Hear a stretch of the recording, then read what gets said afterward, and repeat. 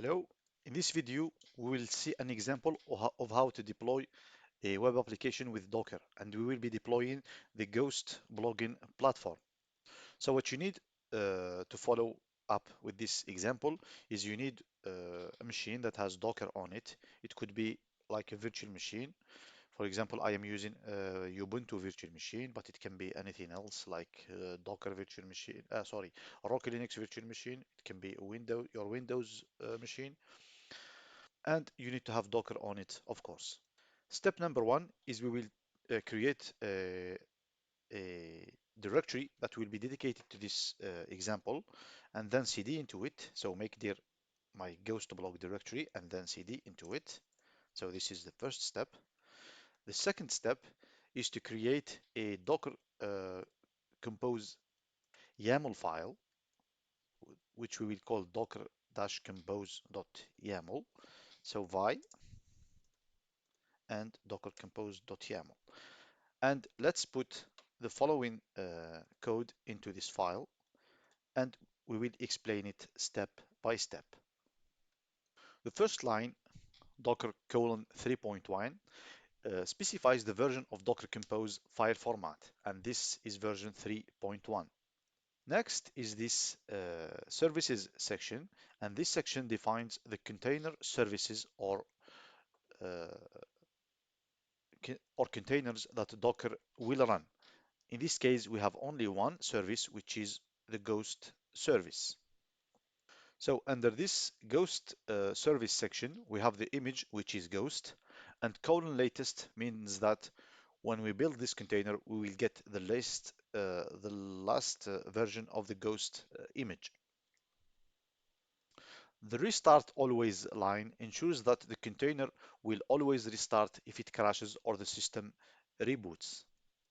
The ports section here, 2368 colon 2368, maps the port 2368 on your machine, this first one, to the port 2368 inside the container. So the first one is for the machine, the host machine, and the second one is for the container.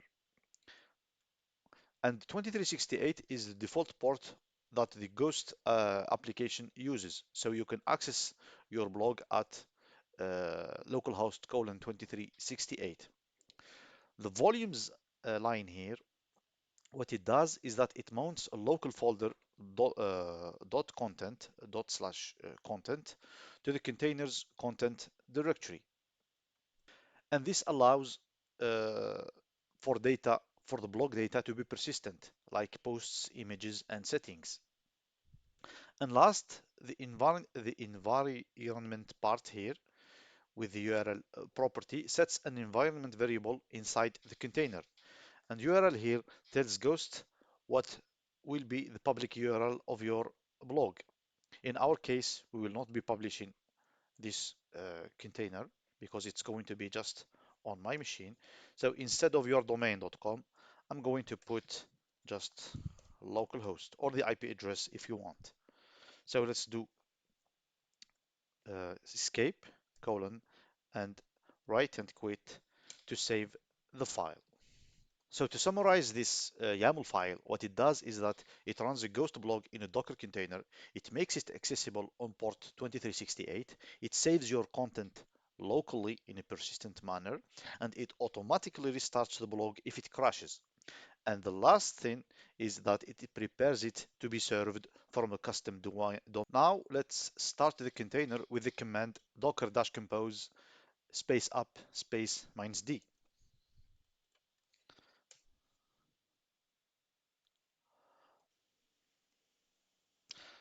And as you can see, it's downloading the underlying components of the Ghost image. Because as you probably know, an image, Docker image, can be composed of underlying other Docker images. So that's why we are seeing this. It's going to take a little bit of time depending on your network speed.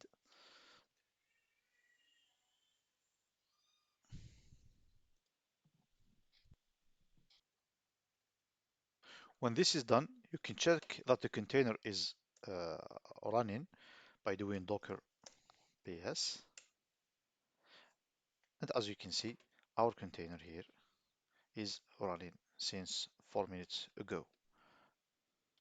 And when we go to the browser and go to localhost colon the port specified, which is 2368, as you can see, the application is running. If you want to check the logs of this application, you can do docker logs and then the container ID, which is for us is this one. I paste it twice. So as you can see, these are the logs of this application, and there are no errors, just few warnings, but nothing like no errors. And there you have it. This is how you deploy an open source web application on Ubuntu and Docker. So whether you are building a personal project or just practicing your DevOps skills, this must give you a speed up, scalability, and control. If you want to make this more complicated, in the docker.yaml file, you can add another image or another service in addition to the Ghost service called MySQL, for example. And this, in the case you want to use another database instead of the default database, because the default database for this Ghost application is SQLite. And if you want to use a different database, you can use another service or another image, as you can see here. I hope this video was helpful for you, and thank you for watching.